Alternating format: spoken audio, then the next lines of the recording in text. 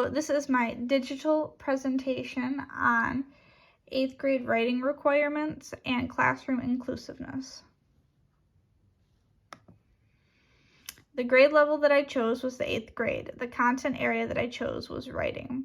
Students that are enrolled in English classes often have a hard time with content. Usually they struggle with aspects of reading, writing, speaking, and listening. Reading may be hindered due to their inability to sound out long or complicated words. An example would be dyslexia.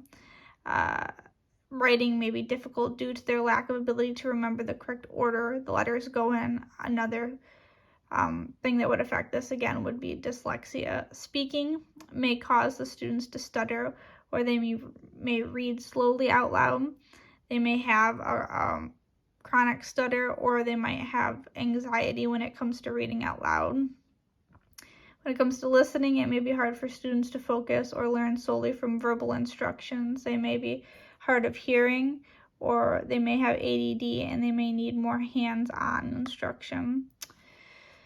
Student-specific development. Things that help student-specific development through the IEP process are the teachers remaining collaborative and inclusive, all team members supporting the student, that the planning is based on the student's current profile, that programming suggestions are linked to the student's current level and capability, decisions are reflected in the daily instruction and lessons, responsibilities for the student are clearly identified, student progress is consistently monitored, and that the programming is revised as the student's circumstances and progress indicate necessary.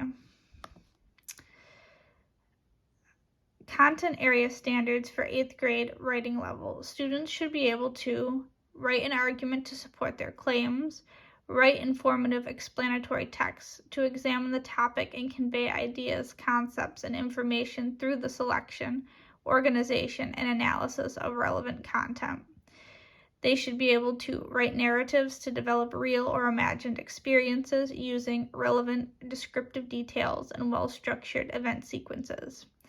They should also be able to produce clear and coherent writing, which in the development and style are appropriate to the task, purpose, and audience. They should be able to develop and strengthen their writing as needed by planning and revising. Other options include editing, rewriting, or trying a new approach.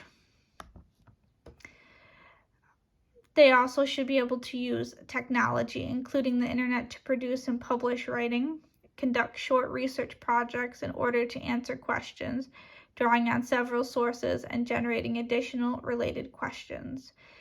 8th grade students should be able to gather relevant information from multiple print and digital sources, draw evidence from literary or informational texts, and to write routinely over extended time frames for specific audiences.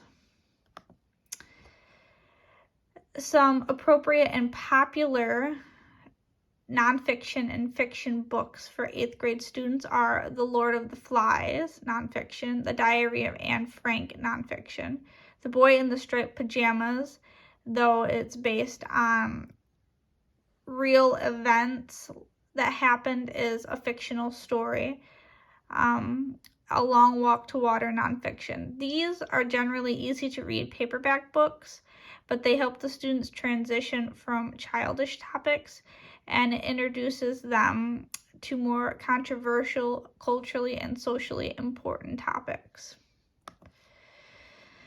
4 teaching methods that are important to the success of the students are adaptation. This is when a change is made to the curriculum, instruction, or testing format and procedures.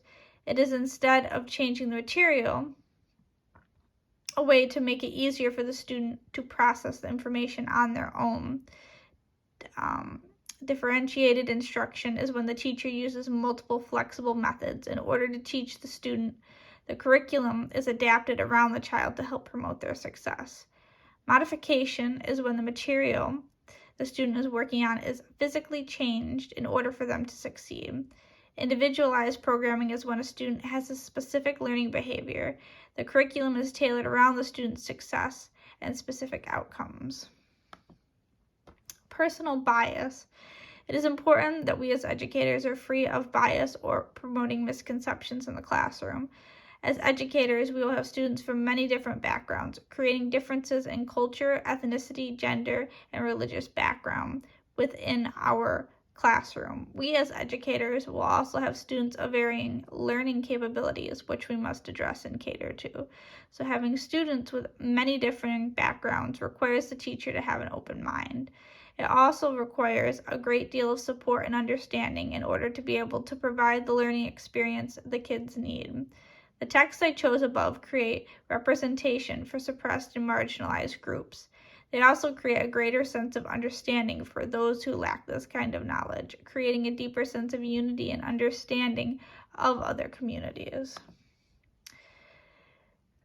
Faith and work plays a big part in integrating and incorporating people from all walks of life into our classroom. The Christian worldview encourages teachers to practice a certain amount of cultivation in hopes of promoting human flourishing, creating a sense of restoration for struggling families and communities alike.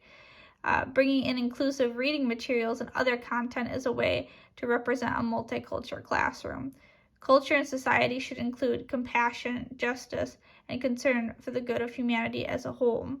People who have a good handle on the Christian worldview will incorporate these values into the public arena, showing an overall sense of concern for positively impacting their local community. People with a solid Christian worldview should have a drive to restore through the giving of gifts, lending of talents, skills, and sharing of resources, being given to those who need transformation in their lives.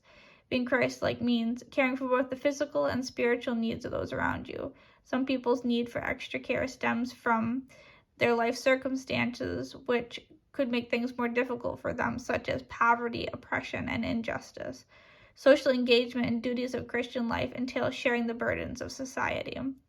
The classroom is an extension of that community, welcoming the surrounding children into the school system and into your classroom.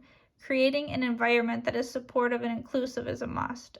Having diverse material and strategies allows for a wide variety of students to feel comfortable sharing a classroom. Children who feel represented feel seen, and kids who feel seen feel supported. Thank you. That's it.